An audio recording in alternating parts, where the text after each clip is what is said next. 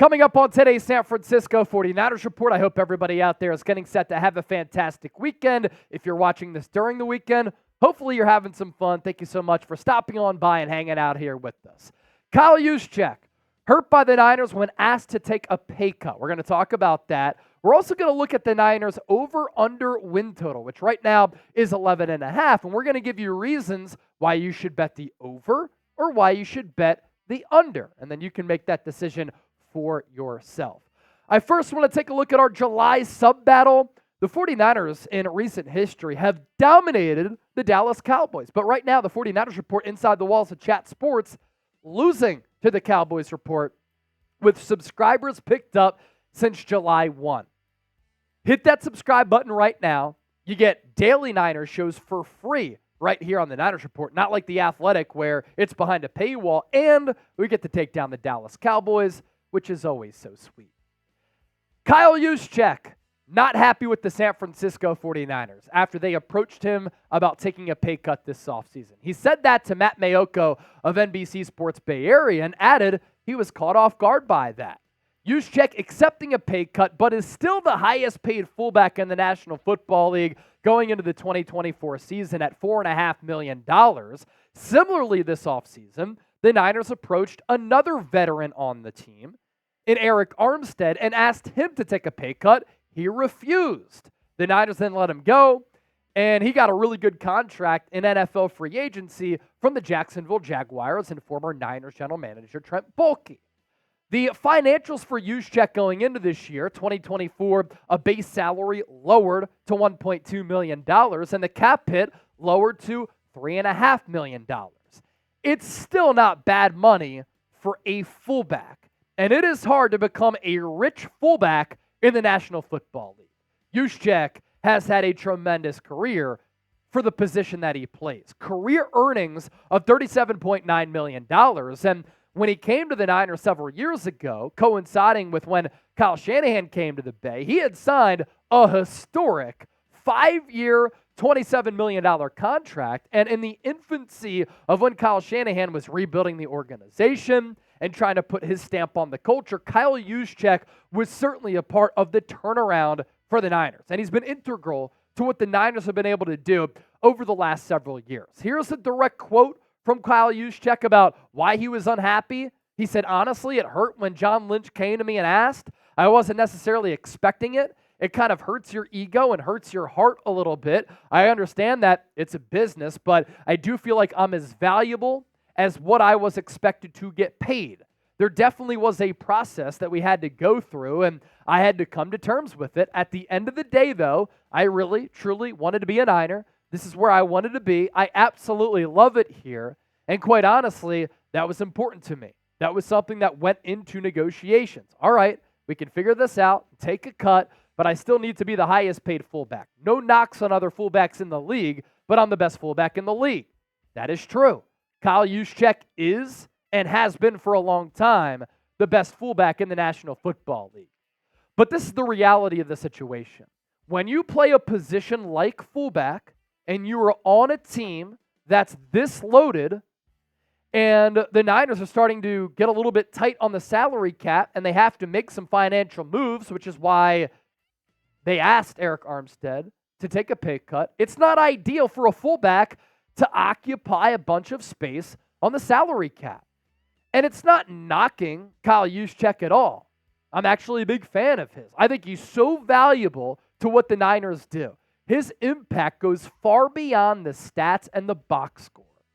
Whether he's the lead blocker, whether he's getting a carry, whether he's running a route into the flat, whether he is the guy who catches the football on a broken play, which is what we saw a couple of times throughout that playoff run last year and in the Super Bowl. It's his leadership, it's his physicality, which is the identity of the San Francisco 49ers, the pre-snap motion, the football IQ that he has to recognize blitz packages and see where he has to go to lay a block and lay a hit.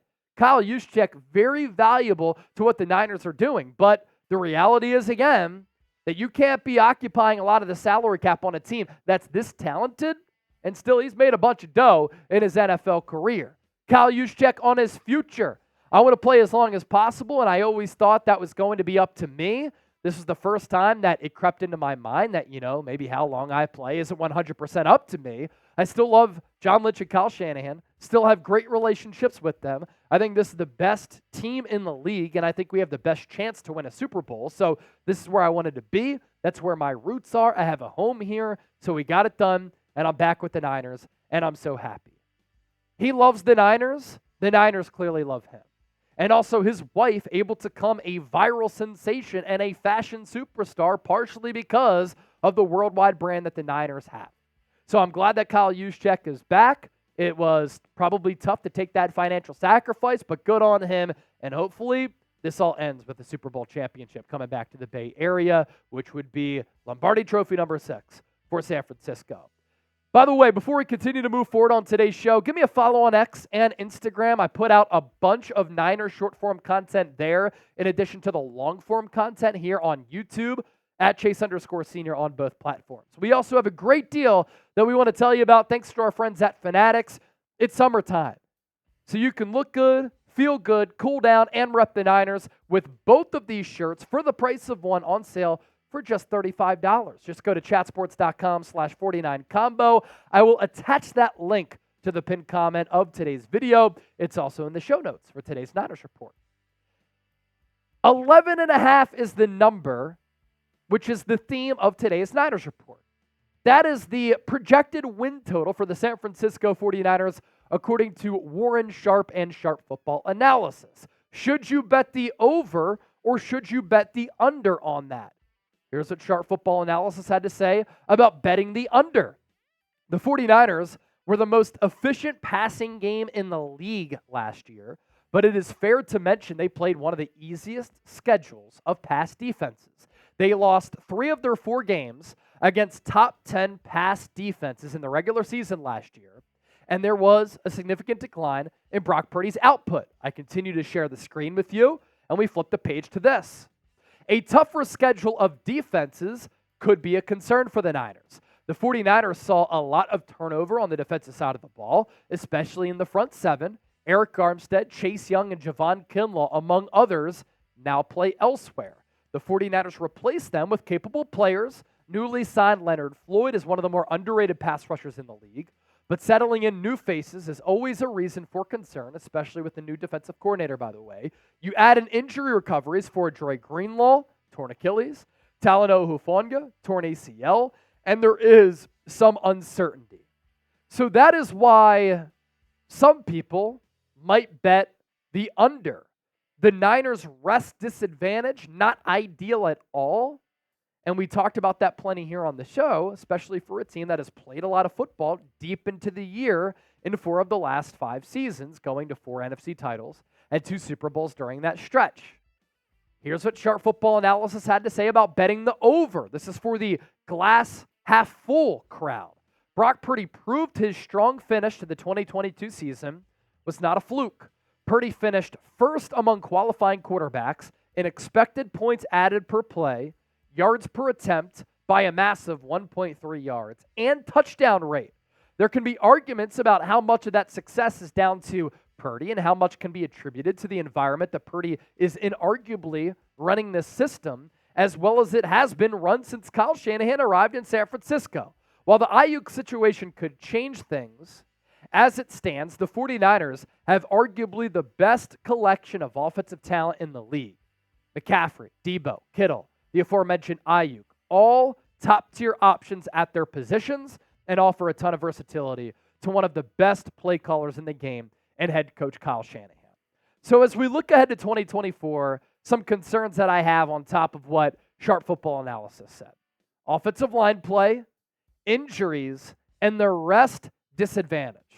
The rest disadvantage in particular, very concerning because the Niners have played a physical brand of football under Kyle Shanahan since he was hired in 2017, and they've also played a lot of football, and at some point you're going to have injury misfortune. What's interesting, since being hired in 2017, up until last year, the Niners were top 10 in injury rate every year under Shanahan. Last year, they finally stayed healthy. 4th healthiest team in the NFL. But this year, rest disadvantage numbers, net rest edge rank, 32nd. Prep rank, 28th. Rest rank, 32nd. And short week road games, 30th. The translation, not good. If the health is on the Niners' side, I think they're going to be fine. But if we see another year like 2020, it might not be pretty, which would be a shame because with that signal, the door shutting for this core for the San Francisco 49ers, which would mean this core doesn't win a Super Bowl, which would be a big disappointment. Will the Niners win more or less than 11 games? Play the over-under game for us right now. Type O for over or U for under.